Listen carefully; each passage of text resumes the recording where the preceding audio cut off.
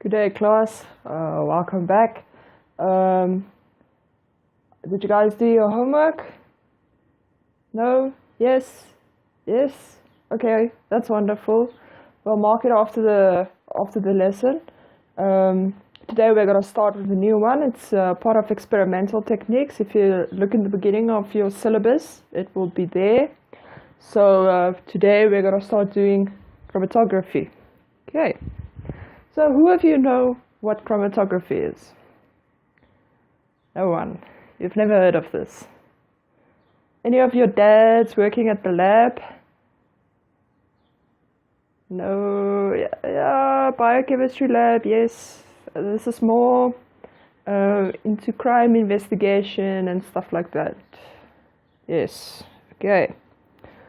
So let's quickly check what you're gonna have to know before this lesson is over. Okay, by the end of your lesson, you should be able to describe methods of purification by the use of paper chromatography. Okay, so we're going to look more into paper chromatography. The next lesson, we're going to do column chromatography, which is really interesting. Okay. You should be able to outline how paper chromatography techniques can be applied to colorless substances by exposing chromatograms to substances called locating agents. Okay, you guys don't know what this is yet. Okay, you guys don't know what a chromatogram is. You don't know what a locating agent is. So you're gonna find out. Okay, and then you should also be able to interpret a simple chromatogram, including the RF value. Okay. You guys, like I said, you don't know what a chromatogram is, and you don't know what an RF value is. That you're going to find out. Okay, so what is chromatography? Okay, the definition of chromatography is, it is a technique for separating a mixture by passing it in solution or suspension through a medium in which the components move at different rates. Okay. I'm going to repeat that again. Is a technique for separating a mixture by passing it in a solution or suspension through a medium in which the components move at different rates. Okay, when we're talking about paper chromatography, we're going to look at passing it in a solution. Passing it in a solution.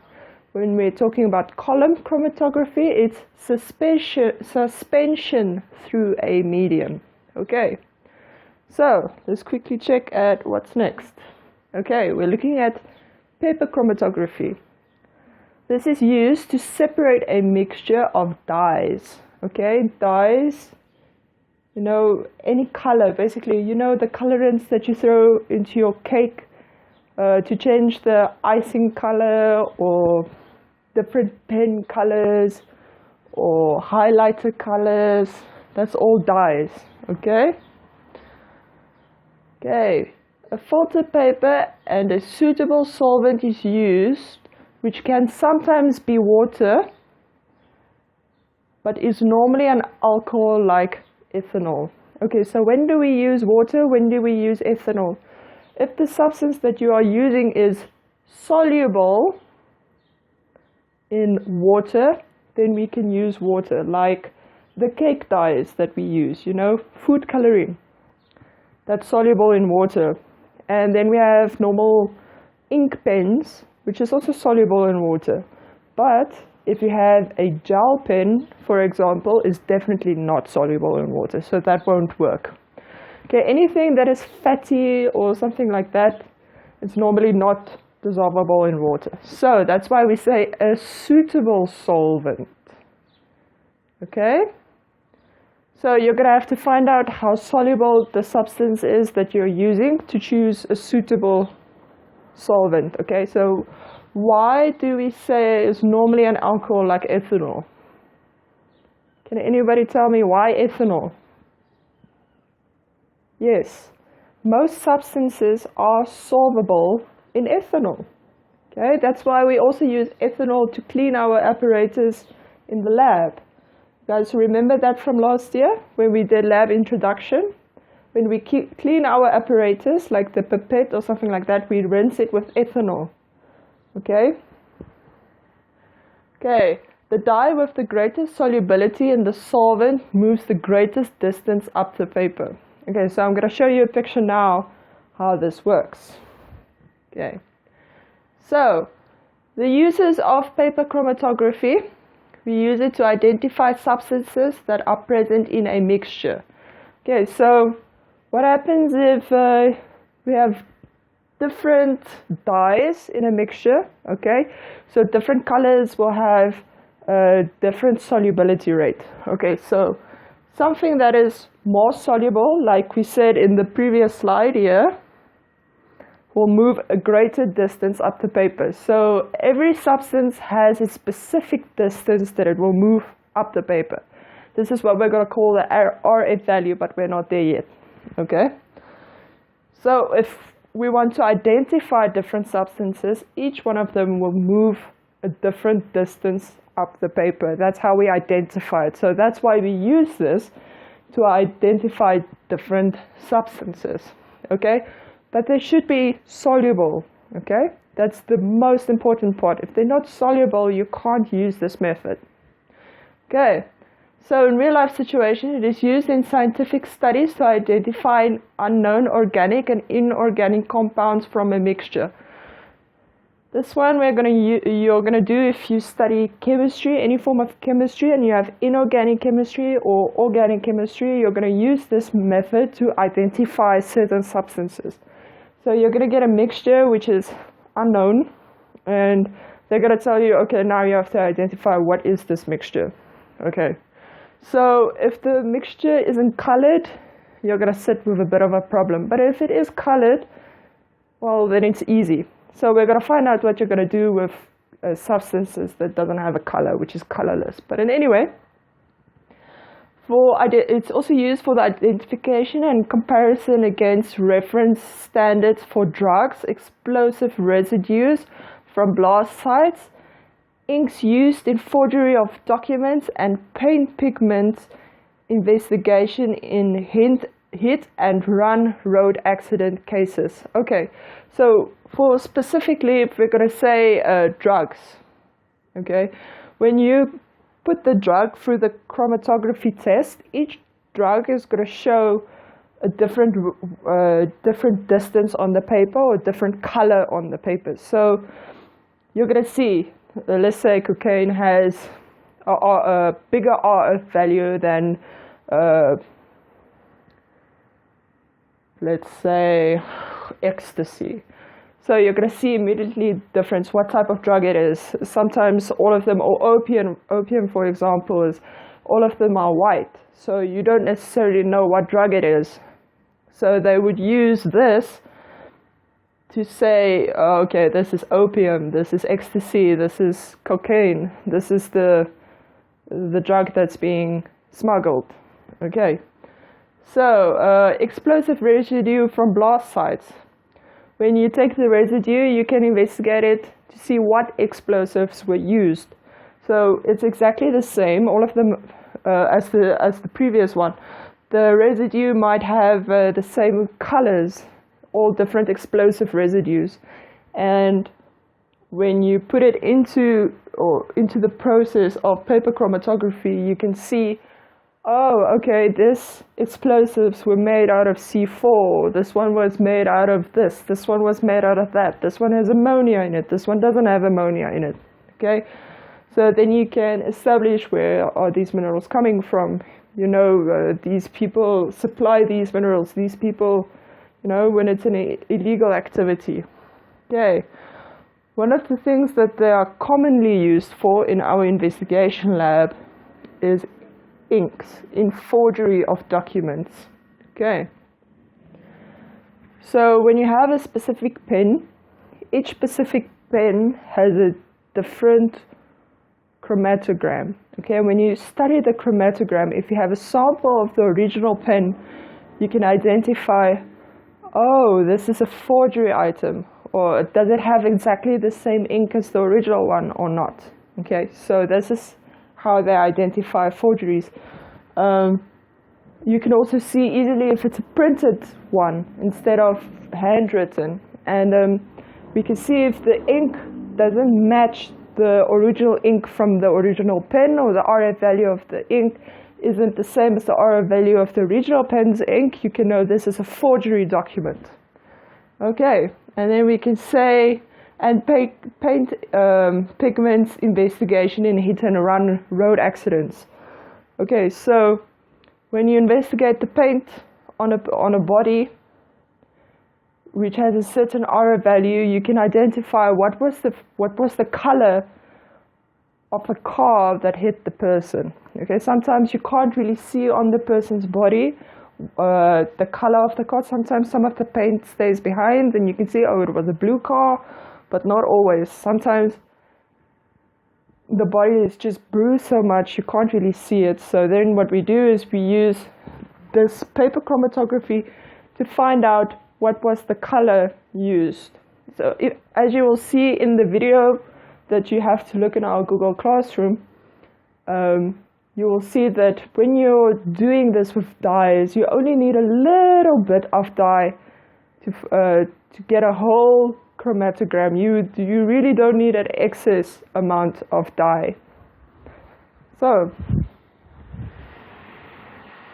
let's quickly continue to the next one. Okay, this is an example of paper chromatography. Here's a legitimate one that I have with me. Okay, so most of the ones that you will be using in labs, it doesn't look like this. It has a silver sheet on the back. This one is just a normal paper. This is the same material that they make coffee filters from. So when you're testing food dyes and stuff like that, this is fairly easy one to use, or this is the proper one to use. You don't need the fancy ones, which you would do in organic chemistry or inorganic chemistry. But the ones in the lab, you will not touch the front plate. Okay, the front plate is covered in gel, so you will not touch it, because then you will spoil your experiment, because the fattiness on your fingers will stay behind and it will just ruin the whole thing. But this one is fine for the use of normal dyes, and as you see, it looks like that one at the moment. Okay, so first thing that we're going to do, just look carefully at this. You can take notes if you want to. It will be in the presentation will be in our Google Classroom, so if you just want to listen now, it's fine. But this is how you're going to do it. Please look carefully, because with Friday's lab session, you will be doing this by yourself, on your own. You will not be in groups, so you can't look at your neighbor. You will be practicing this by yourself. Okay. So the first thing we're going to do, our first step, is put a small dot of black ink on the filter paper. On Friday's session, you're going to work with different food colors, so you will not have the black ink. You will have blue, you will have red, you will have green, and you will have yellow. So you're going to have 4 dots there instead of 1. But now we're just going to work with the black ink. Okay. So you put the black ink there. Make sure that you put the dot at least 2 centimeters from the bottom. Okay, this is very important. 2 centimeters at least from the bottom. Okay, you'll find out now why. Okay, next one is you draw a light line in pencil through the dot. Okay, this is important. Pencil. Please use pencil. Do not use your pen. Okay, don't press too hard on your paper. You're gonna also influence the experiment.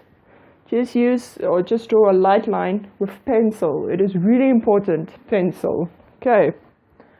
So then we put the paper in the solvent. In this case, you will be using water. The solvent must not touch the dot. Okay, this is why it should be at least 2 centimeters. Why should the solvent not touch the dot?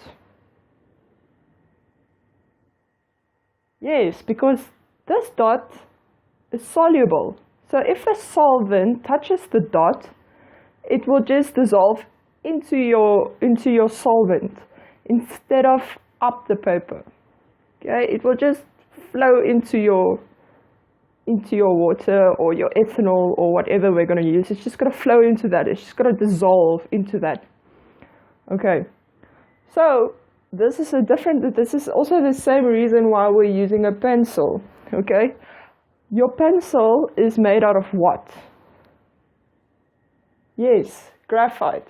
And graphite is not dissolvable in most solvents.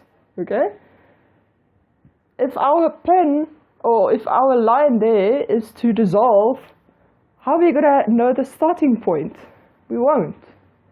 So it is very important that you use a pencil. If you use a pen, it might dissolve up your paper, and well, you're going to have a failed experiment. You're going to have to redo it because you won't have that line over there to work out your RF value from. Okay, so next, this is what's going to happen after some time, 5 minutes, 10 minutes, sometimes it takes half an hour. It depends on how soluble the substance is you're using or how soluble your substance is into the solvent. Okay. The solvent will move up the paper and the ink will dissolve into different colors. Okay, so this is actually really pretty. When your black ink dissolves up the paper and it becomes bluish and it becomes purple and then red and then yellow. It is really, really beautiful. Okay, let's quickly go to the next one. Okay, so let's go back. This complete paper over here, we call it a chromatogram. Okay, so here I have an example of a chromatogram. I don't know if you would be able to see that properly. I will send it around so that you can look at it. Here we have a blue, which has dissolved into blue and purple. And here we have a red, which dissolves red up the paper. This one was done wrongly because your solvent is not allowed to touch the top of your paper. It ruins the whole experiment. So you're going to have to stop with the experiment when it's about just a few half a centimeter, just a few millimeters from the top of the paper. Otherwise you're going to ruin your whole experiment. Okay, I will be sending this around so that you can have a look at it. Okay, let's quickly look at our next one, the chromatogram, which I just explained is the paper. After the chromatography experiment, the end product of the paper and the different colors is called a chromatogram. Okay, and this is what they investigate. This is where they get all their information from, not the experiment itself, but the results. Okay, so what do we do if our dyes or stuff we have is colorless? Oh shit, we're screwed. Excuse my language. Yes, we're screwed. Okay. When we use colorless substances, you make use of a locating agent in order to develop the colors. Okay, so remember this, it's one of the important things. A locating agent. Okay, what is a locating agent? The locating agent bonds the chemicals in the spot. Okay. The locating agent bonds the chemicals in the spot. Other chemicals are sometimes added to cause the locating agent to show color. This is what you use when you don't have a UV light to look at it. Then we add extra chemicals so that you can see it with the naked eye. Okay, but if you have a UV light, okay, let's continue. The chromatogram can be put under a UV light, allowing the locating agent to glow to show where the spots are. Okay. At our school, we do not have a UV light, but at university, you will have a UV light. And it is very dangerous to your eyes and to your hands. So what you're going to do is the UV light is covered in a black cloth. It's going to be switched off. You're going to put your chromatogram into the case. You're going to cover it again with the black cloth, and at the top there's a place where you can view your chromatogram from, which also blocks harmful UV light to your eyes. It's like sunglasses almost. You're going to switch it on. You're going to look through the top, and you're going to study your chromatogram. You're not going to put your hands in while it is on. It is damaging to your skin. You're going to study it, and you're going to switch it off, and you're going to take it out. Okay? On Google Classroom, I will post a video on the chromatogram with locating agent. So you don't need to worry about that now too much. You're not going to use it, but just make sure you know you have to use locating agents when you can't see it. You don't need to know all the types of locating agents there are, but it's very important you know what a locating agent is, and you know what it does. Okay, that's really important. Okay, let's quickly move on. The RF value. Okay, the RF value is the distance traveled by the spot divided by the distance traveled by the solvent. Okay, this is important. Your RF value will always be less than 1. It's always going to be 0, something, something, something. It will never be, or it can be 1, but then your experiment is done incorrectly. Okay, so you're always going to have a 0 point something. It's always going to be less than 1. Okay, let's look at how we calculate the RF value. Okay, once again, RF value is the distance traveled by the spot. Where is the distance traveled by the spot? Let's look at the yellow spot for now. Okay, there. That's the distance traveled by the spot. Okay, then what's the next one? The distance traveled by the solvent. Where is the distance traveled by the solvent? Up there. Oh, it just died. Great. So we have, let me show you the distance traveled by the solvent. Okay, so where do we start measuring?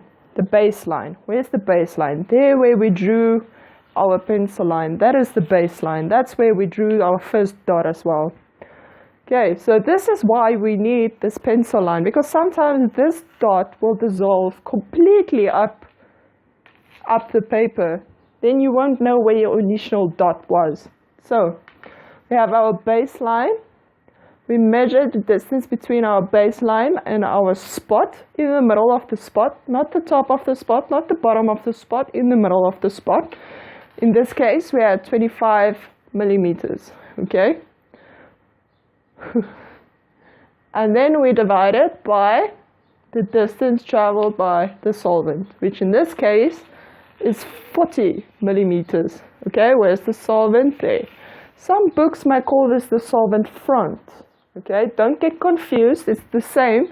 The solvent front is where is the distance traveled by the solvent. It's where the solvent is at the moment, okay? So, I know it doesn't look, this is not to scale, okay? It doesn't look like this is 40 millimeters, but for the concept, you get it. Okay, so we have the 25 millimeters, which is the distance traveled by the spot, divided by the 40 millimeters, which is the distance traveled by the solvent or the solvent front. And what do we have? We have 0.625. Okay, so do you guys understand this? Any questions? Yes. Okay, so let's say your solvent front is over there, just above your dot. What does that mean? Is it still going to be 0 point something?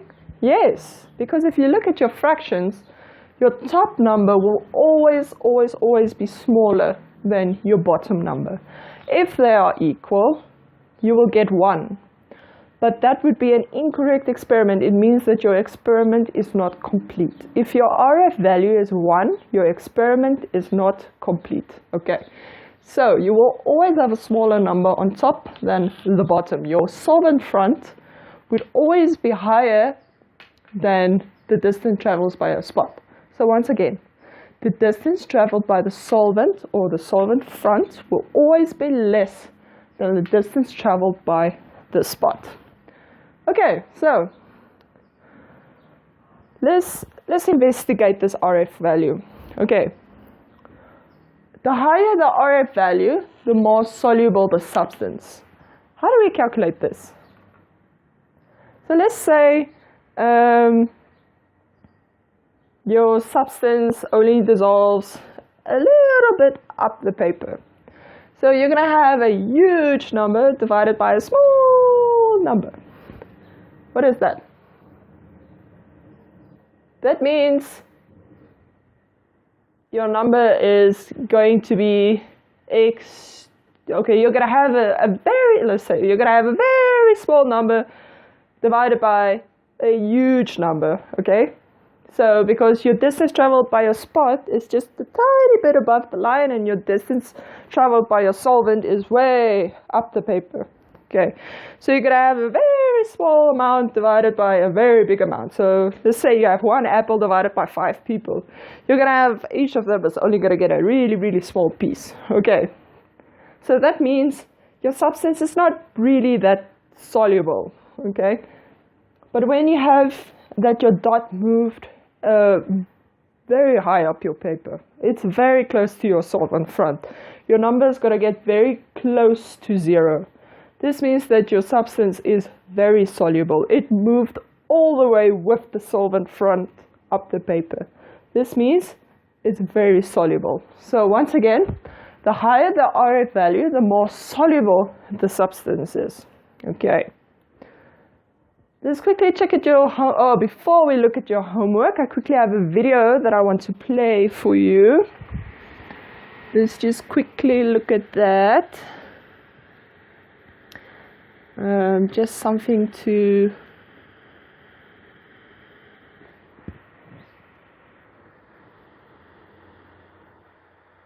for you to remember the work by.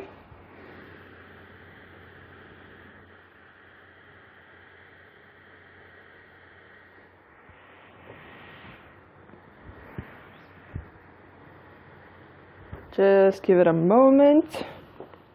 My laptop is very slow today. Even though it got a new hard drive, the RAM is still only 4 gig and not 8. So please give it a while. There we go.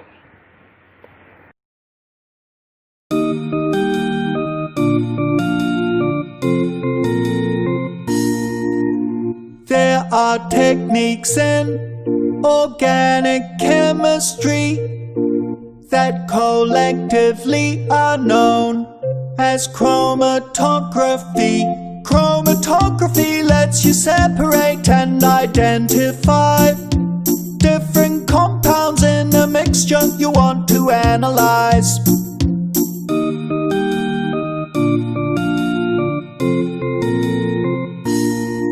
Adsorption onto antisorption from a stationary phase happen while components are swept along by a mobile phase. Chromatography lets you separate and identify different compounds in a mixture you want to analyze. The stationary phase and the mobile phase interact with different compounds in different ways.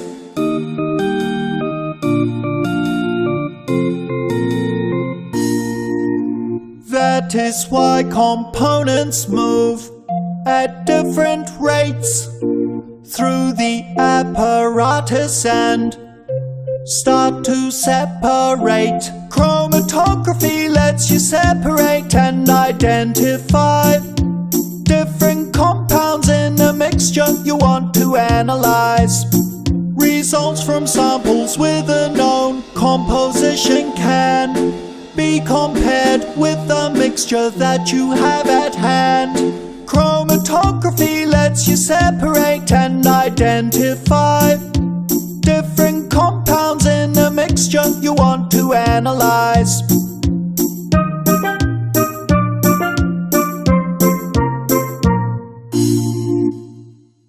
Okay, there you have it. I hope you enjoyed it. Let's just continue with our PowerPoint. Okay, so you heard that he talked about a stationary phase and a moving phase. So when we have our little paper, our chromatogram, the stationary phase that he's talking about is the paper itself, okay?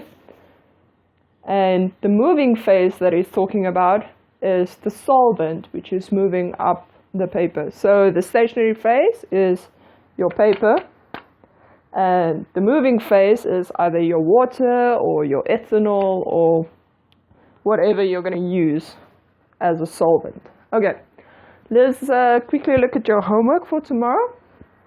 You're going to have to watch the videos on paper chromatography on our Google Classroom site.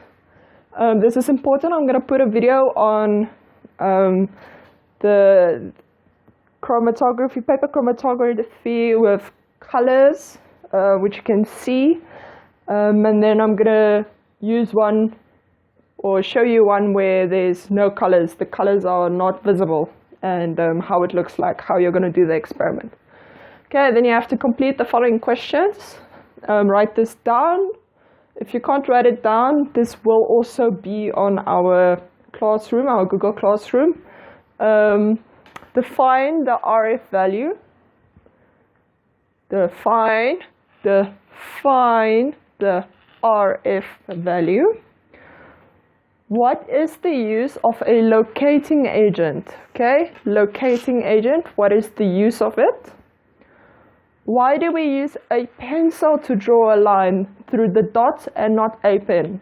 Okay, why do we use a pencil instead of a pen to draw the line? Okay, why should the pencil line be above the solvent when we initially put our paper into the solvent? Okay, why should the pencil line be above the solvent when we initially put our paper into the solvent? Okay, this is important, our homework. And then my clicker does not want to work now for some weird reason. Let's quickly check. Nope, still not. Let's try again. Ah, there we go. So, if you guys don't have the link to our Google Classroom, I think most of you have joined, if not all of you. I'm just going to make sure. I know there's one excuse in the class, but I do understand why. This is due to unavailability of internet at the moment. This is our Google Classroom link, okay? There it is, okay? And if you already installed the Google Classroom app on your phone, or if you already have a Google account, you can just add our classroom link. You don't have to, or classroom code, you don't have to type in this whole thing. You can just go to Google Classroom and you can just type in our code and you will have everything there. Okay, so your homework will be there, videos will be there, this PowerPoint will also be there.